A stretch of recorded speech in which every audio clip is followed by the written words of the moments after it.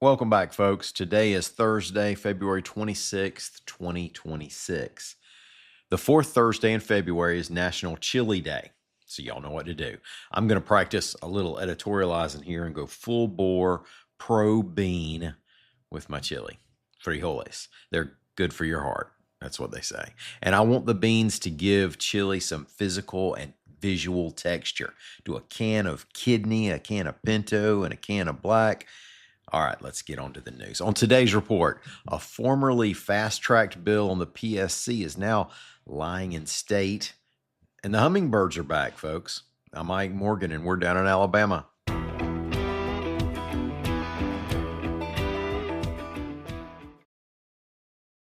America leads the world in medicine development. It matters. We get new medicines first, nearly 3 years faster. 5 million Americans go to work because we make medicines here at home. And not relying on other countries keeps us safe. But China is racing to overtake us. Will we let them, or will we choose to stay ahead? When America leads, America cures. Let's tell Washington to keep us in the lead. Learn how at americacures.com. Paid for by Pharma.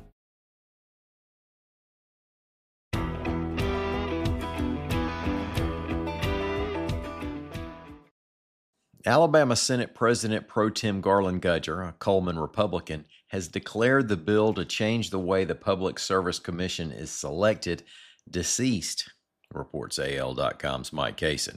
The legislation would have made the three positions on the commission appointees of the governor, Speaker of the House, and President Pro Tem of the Senate.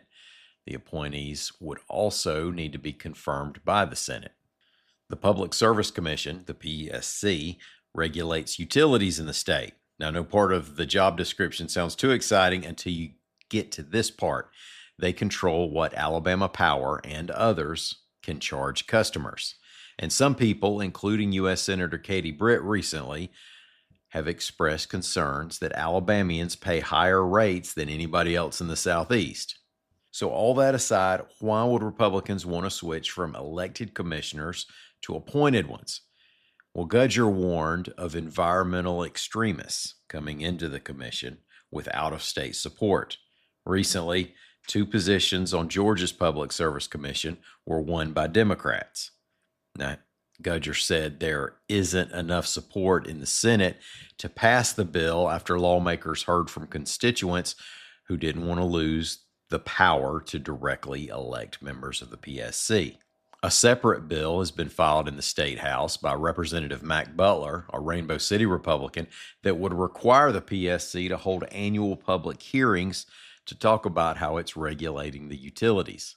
The measure would also not allow the utilities to pass along to customers the costs of lobbying, advertising, and grants. U.S. Senator Tommy Tuberville, the favorite so far in this year's governor's race, has praised Alabama Power's 2-year freeze on rates and said the state should be focusing on cutting regulations.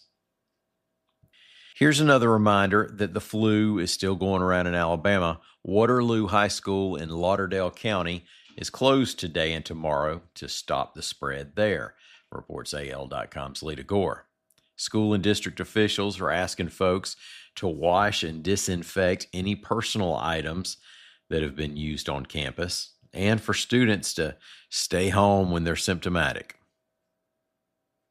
The city of Birmingham expects to bring an extreme sports competition to downtown this August, reports AL.com's Joseph D. Bryant.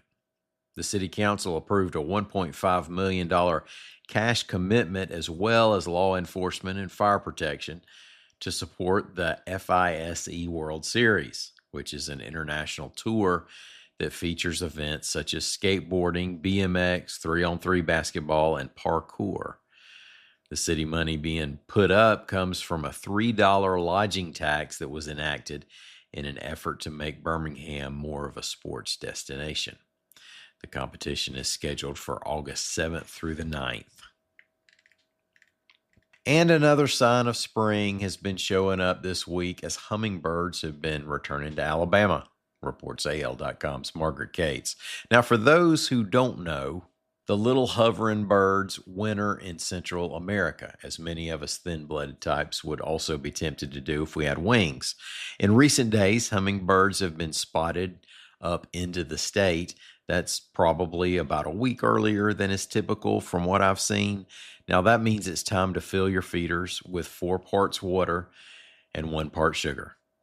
Your coral honeysuckle will probably be blooming in a couple of weeks to help out as well.